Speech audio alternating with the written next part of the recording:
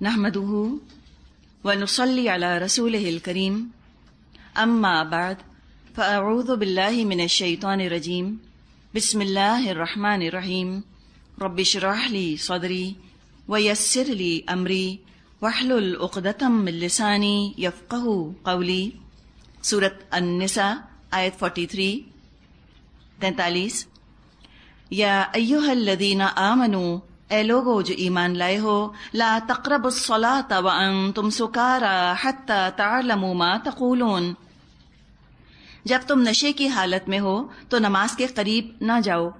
نماز اس وقت پڑھنی چاہیے جب تم جانو کہ کیا کہہ رہے ہو۔ شراب کے بارے میں ایک حکم ہم نے سورہ بقرہ میں پڑھا تھا، دوسرا حکم یہاں پڑھ رہے ہیں سورہ نساء، تیسرا حکم انشاءاللہ ہم سورہ مائدہ میں پڑھیں گے۔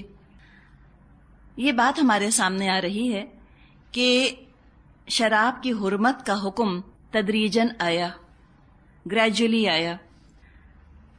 سورہ بقرہ کا حکم اور یہاں سورہ نساء کا حکم جو شراب کے بارے میں ہے، یہ عبوری احکامات ہیں، ٹرانزیشنری کمانڈمنٹس ہیں، اور فائنل اس کا حکم سورہ مائدہ میں انشاءاللہ تعالی آئے گا۔ اللہ تعالیٰ چاہتا ایک دم شراب حرام کر دیتا، اللہ نے نہیں کی۔ صحابہ جب سورہ مائدہ کی انہوں نے آیتیں سنی جس میں شراب قطعاً حرام کر دی گئی، تو صحابہ نے پلٹ کر نبی اکرم صلی اللہ علیہ وسلم سے یوں نہیں فرمایا کہ لو پہلے دن حرام کر دیتے، خام خواہ پہلے ہم کو کنفیوز کیا کہ پہلے یوں کرو پہلے یوں کرو، یہ کرنے کی کیا ضرورت تھی؟ ایک ہی دفعہ ہم سے کہہ دیتے شراب حرام ہے، ہم چھوڑ دیتے اسی وقت، ہمیں بیچ میں خام خواہ لمبو کے اندر رکھا، پہلے کہا یوں بھی کر لو تو ٹھیک ہے، پھر کہا یوں بھی کر لو تو ٹھیک ہے۔ یہ صحابہ نے بات نہیں کی، کیوں؟ کیونکہ ایسا کہنا دراصل اپنے ایمان پر غرے کی علامت ہے۔ یہ اس بات کا اظہار ہے کہ بولنے والے کو یہ احساس ہے کہ میرا ایمان اتنا مضبوط ہے، میں ایسی پختہ مسلمان ہوں کہ مشکل سے مشکل حکم اچانک مجھ کو دے دیا جائے، یکدم مجھ کو دے دیا جائے، میں تو ایسی ہوں کہ کر جاؤں۔ اور یہ بولنے والے کی ذہنیت پھر ایسی ہوتی کہ اس کو دوسروں کی تکلیف کا بالکل احساس نہیں۔ کس آزمائش میں کمزور ایمان والے پڑیں گے اس کو اس کا احساس نہیں۔ اس نے اپنے ایمان کو معیار بنا لیا اور اس نے کمتر لوگوں کے بارے میں سوچا نہ کہ ہو سکتا ہے میرے لیے مشکل نہ ہو، لیکن ہو سکتا ہے 90% لوگوں کے لیے بہت مشکل ہوتا، وہ نہ کر پاتے۔ تو یہ اللہ تعالیٰ کی طرف سے جو گنجائش دی گئی، جو رفتہ رفتہ تدریج کے ساتھ گریجولی جو اللہ تعالیٰ نے احکامات نازل فرمائے، یہ اللہ کی رحمت ہے، اور یہی دین ہمیں مزاج سکھاتا ہے کہ کسی چیز کو تم دیکھو معاشرے کے اندر ایک حرام ہے جو کہ عام ہوا ہے، پھیلا ہوا ہے بالکل، یا کوئی شریعت کا حکم ہے جس کی طرف سے لوگ مکمل غفلت میں ہیں، یوں سمجھیے کہ جیسے ریل گاڑی چل پڑی ہے، اب اس چلتی کو روکنا، ایک دم سے بریک لگانا، بہت امکان ہے کہ بہتری کے بجائے بدتری ہو، اصلاح کے بجائے تباہی ہو، پوری کی پوری گاڑی الٹ جائے، بھلائی نہ ہو سکے۔ تو بہت بہتر ہے کہ رفتہ رفتہ بریک لگایا جائے اس صورتحال میں۔ تو جو آپ میں سے دین کا انشاءاللہ تعالی کام کرنا چاہیں، اس رول کو، اس اصول کو اپنے پلے باندھ لیجئے کہ جب کسی کو کچھ بتانا ہو اس کے حالات کو دیکھ کر بتائیں، یہ رحم کا تقاضا ہے، یوں تربیت ہوتی ہے۔ حکم دینا بڑا آسان ہے، اور اکثریت کا خیال کرتے ہوئے، ان کی سہولت کا خیال کرتے ہوئے، اور ایک بات بتانا یہ زیادہ مشکل ہے۔ شراب کا معاملہ یہ تھا کہ اربوں کی گھٹی میں پڑی ہوئی تھی۔ جیسے آج ہم ویسٹ میں دیکھتے ہیں کہ شراب کے بغیر ان کی کوئی مجلس، کوئی محفل رونق والی قرار نہیں پاتی۔ ریلیکسیشن کا سب سے بڑا ذریعہ ہے ان کے ہاں کہ وہ شراب پینا شروع کر دیں، جائیں اور ڈرنک کریں۔ تو جو آج ہم حال سو کالڈ سویلائزڈ ورلڈ کا دیکھ رہے ہیں، ایگزیکٹلی یہی نقشہ بالکل دور جاہلیت میں تھا، ان دی ایج آف اگنورینس۔ بے حد شراب پیا کرتے تھے۔ قرآن نے ایک دم بریک نہیں لگایا، حکمت کے خلاف ہے یہ بات، رفتہ رفتہ اس سے روکا گیا۔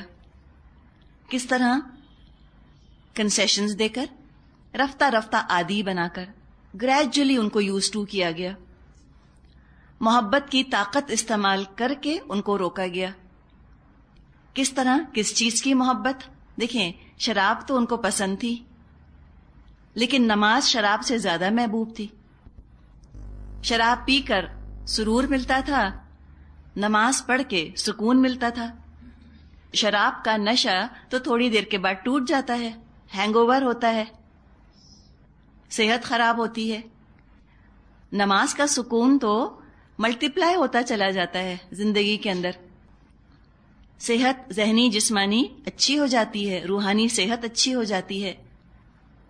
تو وہاں پر بات کی کہ دیکھو سورہ بقرہ میں کہ ٹھیک ہے، اثمہما اکبر من نفعہما، ان دونوں کی خرابی، ان دونوں کا گناہ ان کے فائدے سے زیادہ ہے.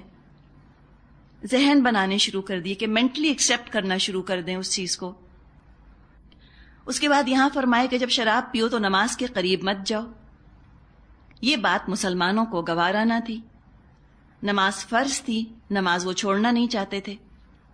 لہذا جو ہی یہ آیت نازل ہوئی قرآن میں سورہ نساء کی، بہت سے مسلمانوں نے شراب کو بالکل ہی چھوڑ دیا.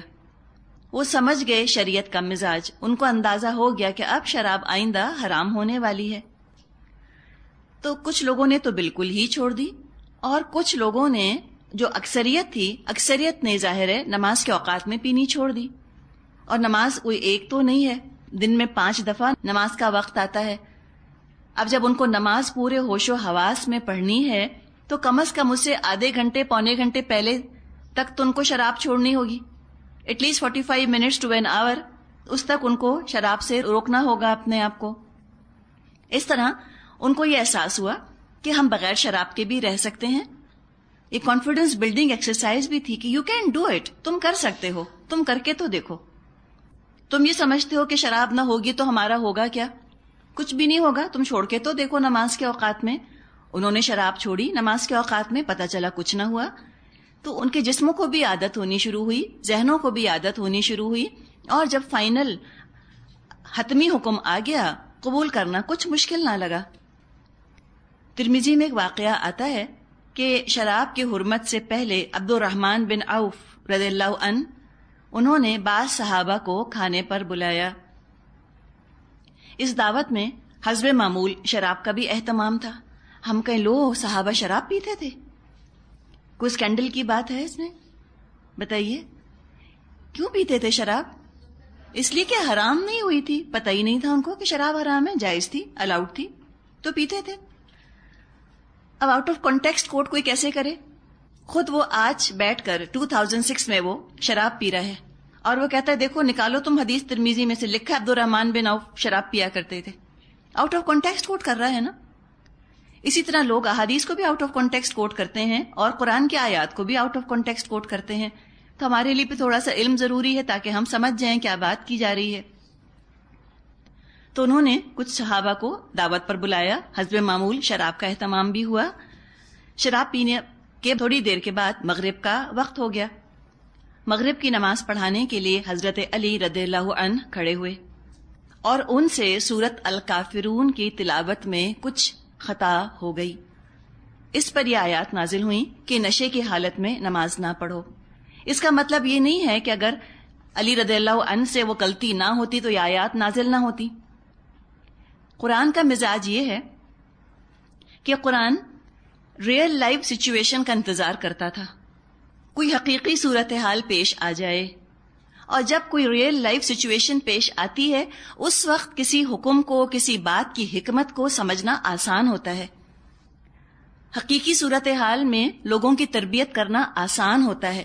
بڑے بڑے واعظ آپ کسی چیز پر کہہ جائیں اور وہ ریئل لائف سچویشن میں اپلائی نہ ہو رہے ہوں، لوگ سن لیں گے لیکن اتنا ان پر اثر نہیں ہوگا، ان کی زندگی کا حصہ نہیں بن سکیں گی وہ باتیں. لیکن جب کوئی حقیقی صورتحال سامنے آ جائے، پھر ان سے کوئی بات کہی جائے تو ان کی سمجھ میں بھی زیادہ آتی ہے اور عمل میں بھی زیادہ تیزی سے آ جاتی ہے. اللہ تعالیٰ کو شراب کی حرمت کو تو نازل فرمانا ہی فرمانا تھا. ایک موقع سامنے آیا لہٰذا اس وقت یہ آیات نازل کر دیں تاکہ لوگ ریلیٹ کر سکیں کیا بات کہی جا رہی ہے. ایک چیز کا نقصان جب انہوں نے دیکھ لیا کہ ہم نے جب نشے کی حالت میں نماز پڑھی تو کیا ہوا، شرمندگی کتنی ان کو ہوئی ہوگی. تو لہٰذا اب ان کے دل اور دماغ زیادہ کھل گئے، زیادہ قبولیت کے امکانات بڑھ گئے، ایکسیپٹیبلٹی بڑھ گئی، اور جب یہ بات اللہ تعالیٰ نے فرمائی سب نے کھلے دل سے قبول فرما لی. تو یہ آیات نازل ہوئی کہ یا ایھا الذین آمنوا لا تقربوا الصلاۃ وانتم سکارا، مت تم نماز کے قریب جانا جبکہ تم نشے کی حالت میں ہو. اب کوئی اس آیت سے یہ دلیل نکالے کہ صرف نماز کے اوقات میں شراب نہیں پینی چاہیے، ویسے پینے کی اجازت ہے، تو وہ غلط بات کر رہا ہے، اس لیے کہ آؤٹ آف کانٹیکسٹ کوٹ کر رہا ہے. پورے قرآن میں سے اس موضوع پر آیات کو جمع کرنا ہوگا. سورہ مائدہ آیات 90-91 میں آخری حکم آیا ہے جس میں سختی کے ساتھ شراب سے روک دیا گیا. الفاظ آئے ہیں فَهَلْ أَنْتُمْ مُنْتَهُونَ، تم باز آ جاتے ہو اب کہ نہیں. اور اس کے ساتھ بہت سی احادیث بھی ہمیں اس پر ملتی ہیں. تو یہ جو بات فرمائی حَتَّى تَعْلَمُوا مَا تَقُولُونَ کہ تم جانو کہ تم کیا کہہ رہے ہو. نشے کی حالت میں تو پتہ نہیں چلتا کیا الفاظ منہ سے نکل گئے. اسی کی بنیاد پر فقہاء نے چند اور باتیں بیان فرمائی ہیں. اس میں ایک چیز یہ ہے کہ مسلسل اگر کوئی شخص بے ہوش ہے تو اس کی نمازیں معاف ہو جاتی ہیں اس لیے کہ وہ بے ہوش ہے، اور پاگل اگر کوئی ہے تو اس پر تو نماز فرض ہی نہیں اس لیے کہ اس کو کچھ ہوش نہیں، اس کو اپنی ذات کے بارے میں ہوش نہیں. تو فرمایا کہ نماز کے قریب مت جاؤ جب تم نشے کی حالت میں ہو، نمبر 1. اور کیا؟ ولا جنوبن، اور جنابت کی حالت میں بھی نماز کے قریب مت جاؤ. جنوب، جب تم ناپاکی کی حالت میں ہو تب بھی تم نماز کے قریب مت جاؤ.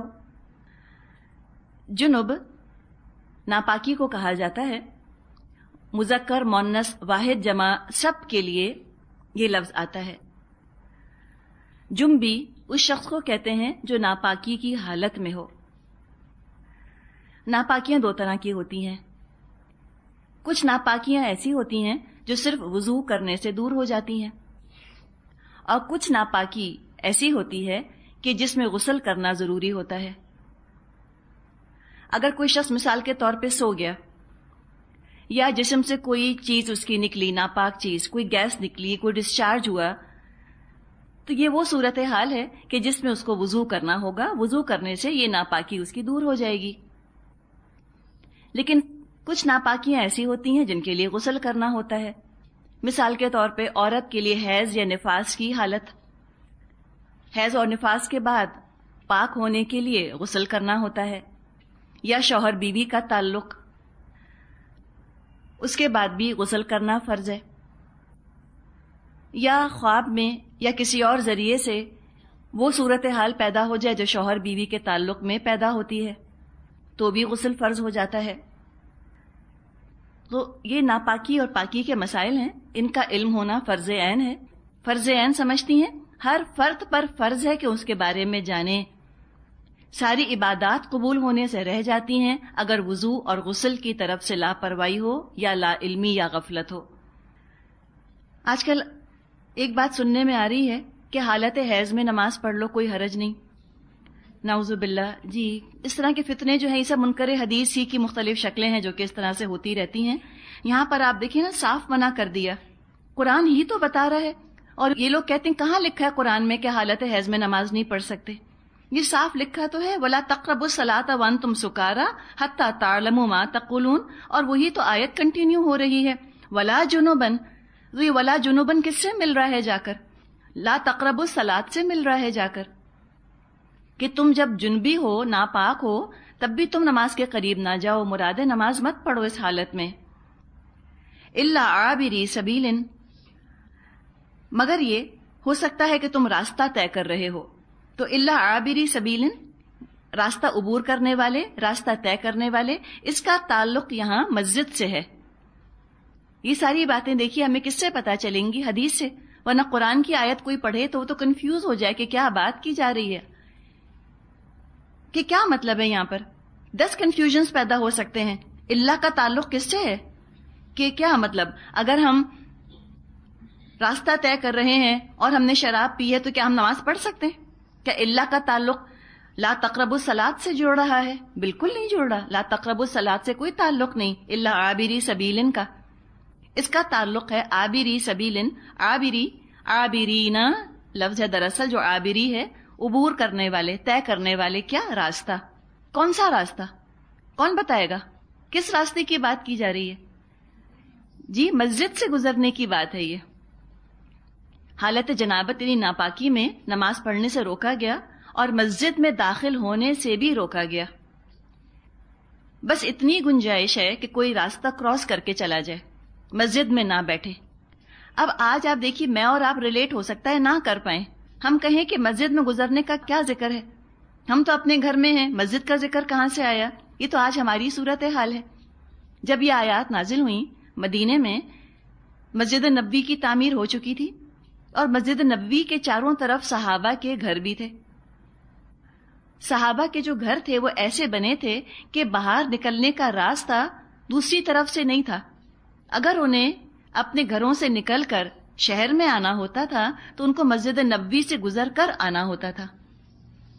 ان کے دروازے مسجد نبوی میں کھل رہے ہوتے تھے اور وہاں سے گزر کر وہ آیا کرتے تھے.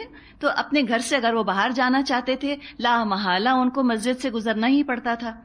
اس زمانے میں گھر ایسے تو نہیں تھے کہ اٹیچڈ واش رومز بنے ہوئے ہوں اور گھروں کے اندر پلمبنگ ہو اور پانی کا نظام ہو جیسے آج ہمارے یہاں باتھ رومز ہیں اور واش رومز ہیں.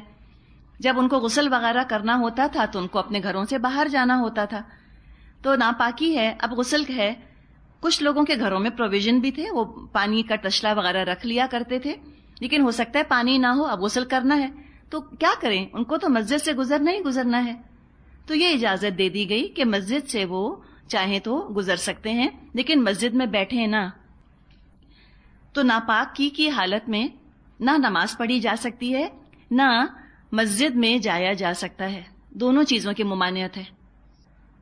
تو تم اگر اس حالت میں ہو تو تم نماز مت پڑھو اور تم مسجد میں بھی مت داخل ہو. الا عابری سبیل، الا یہ کہ تم راستہ طے کر رہے ہو، تمہیں مسجد سے گزرنا ضروری ہو.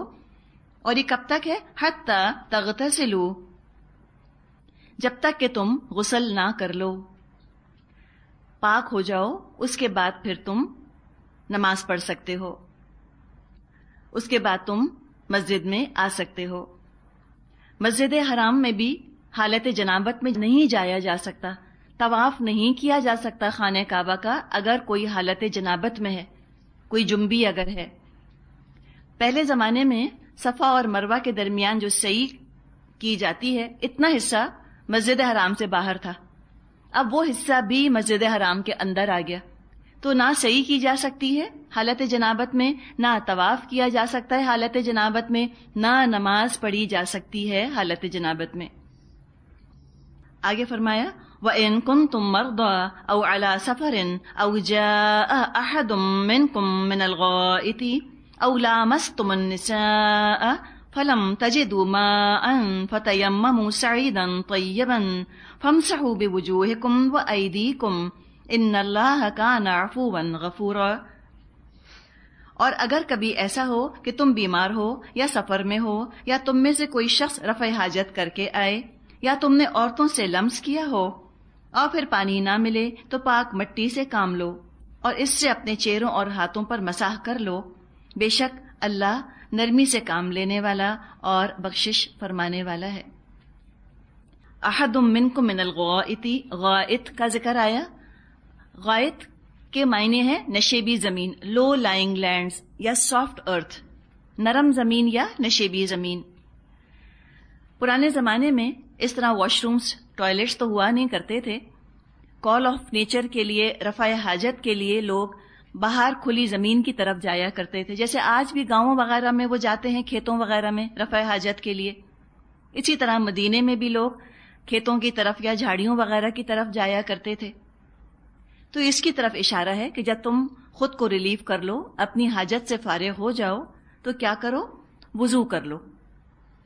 ایک بات تو یہ ہے، وضو کا ذکر ابھی یہاں ہے نہیں لیکن سمجھانے کے لیے میں آپ سے کہہ رہی ہوں. آگے کیا بات ہے ابھی ہم ڈسکس کریں گے.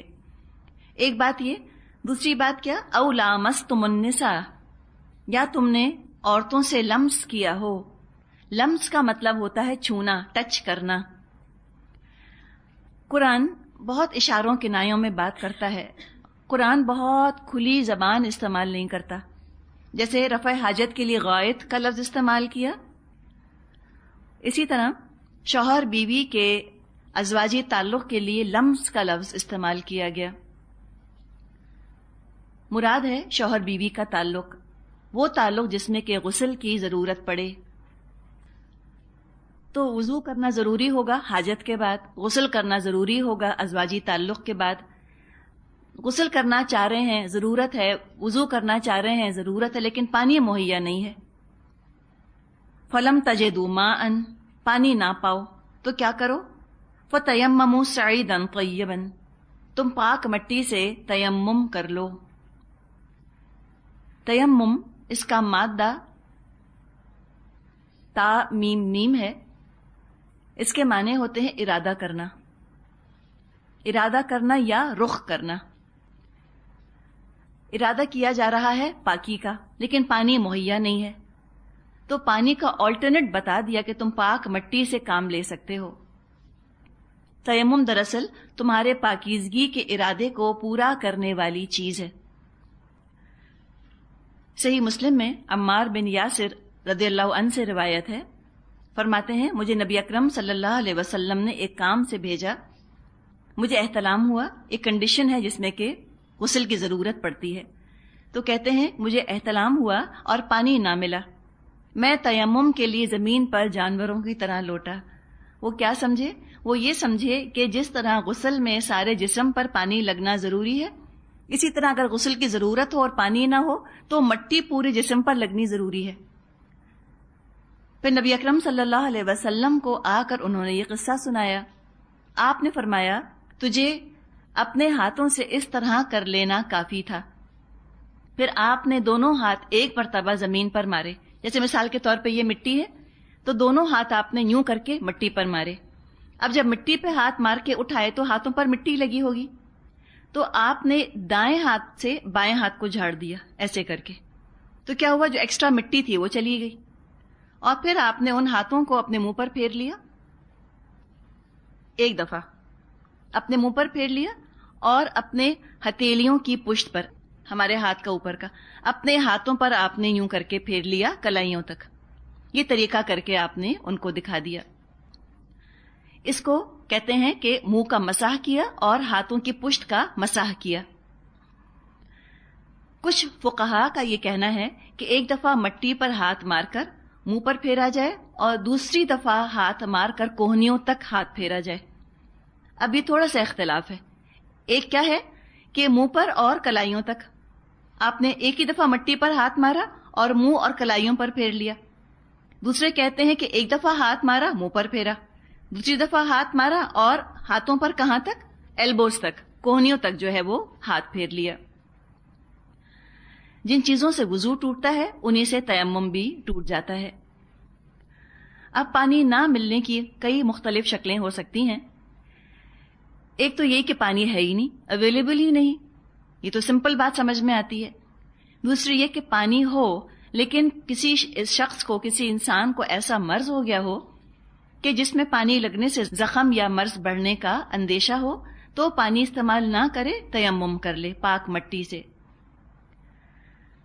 پانی ہو لیکن اتنا کم ہو کہ اگر نہائے گا یا غسل کرے گا تو پینے کے لیے نہیں بچے گا.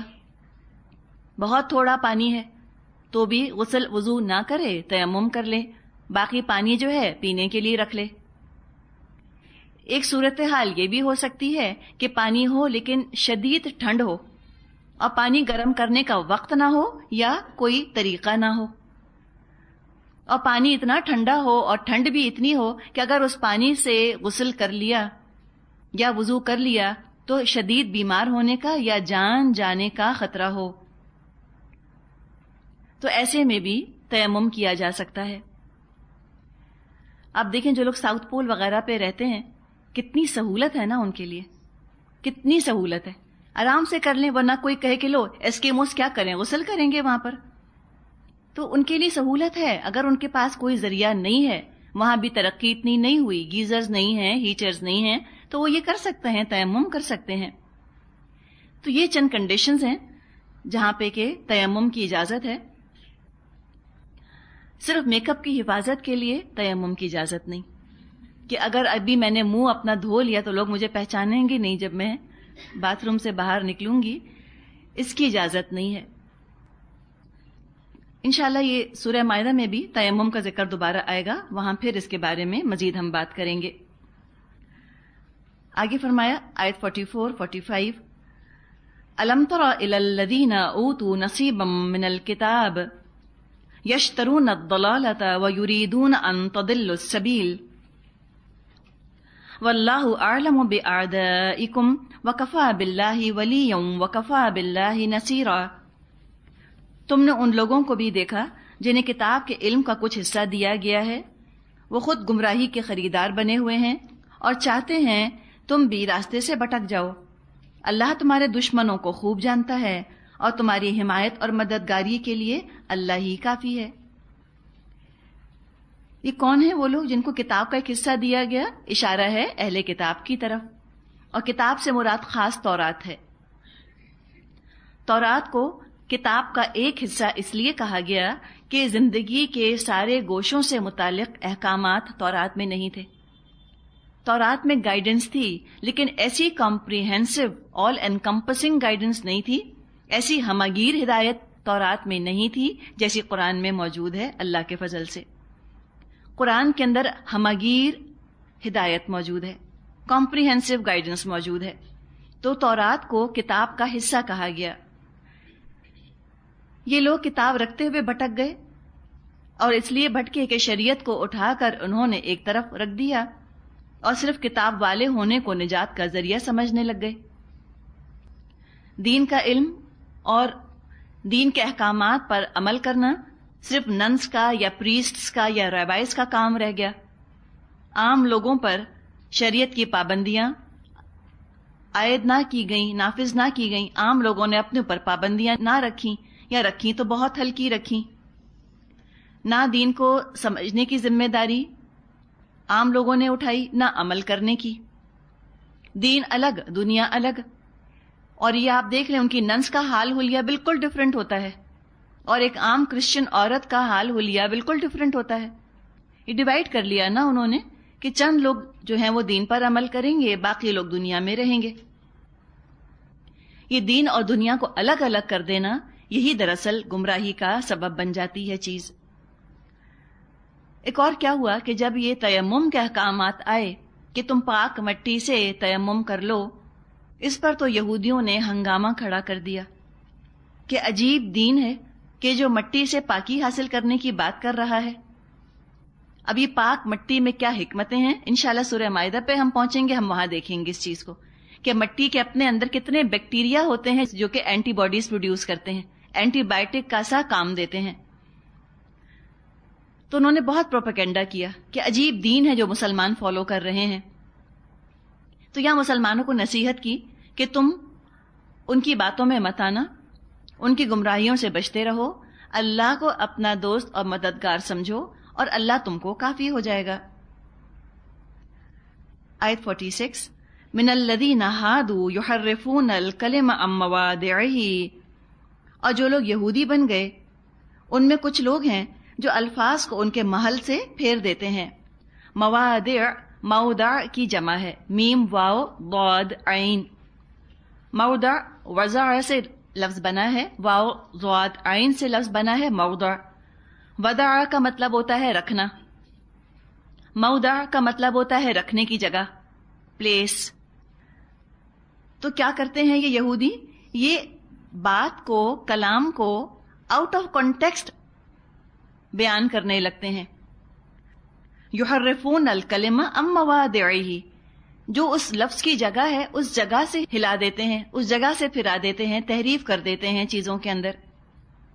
یہ ایک ان کا جرم. وَيَقُولُونَ، اور وہ کہتے ہیں سمعنا وعصینا، ہم نے سنا اور ہم نے نافرمانی کی. سن کر کہا ہم نے نافرمانی کی. یہ ہم نے پہلے بھی پڑھا تھا ان کا قول. انہوں نے کہا سمعنا وعصینا، سن لیا مانیں گے نہیں. یہ عصینا ہو سکتا ہے کہ زبان سے کہا ہو سکتا ہے کہ عمل نے اس بات کی گواہی دی ہو کہ سن لیا لیکن مانتے نہیں، یا یہ کہ سننے کے بعد سوچا کہ یہ کیا امپریکٹیکل باتیں کہی جا رہی ہیں، کوئی ہو سکتا ہے، یہ کوئی پریگمیٹک اپروچ ہی نہیں، یہ تو عملی باتیں ہی نہیں، امپاسبل، عجیب و غریب قسم کی شریعت، اس پہ عمل نہیں ہو سکتا۔ یہ کہنا خود عصینا کی کیٹیگری میں آ جاتا ہے کہ سن لیا لیکن فرما برداری نہیں کریں گے، یا فرما برداری نہیں کی جا سکتی اس کوڈ آف کنڈکٹ کی، اس شریعت کی جو کہ دی جا رہی ہے۔ کئی چیزیں، کئی پہلو اس عصینا کے اندر آ سکتے ہیں۔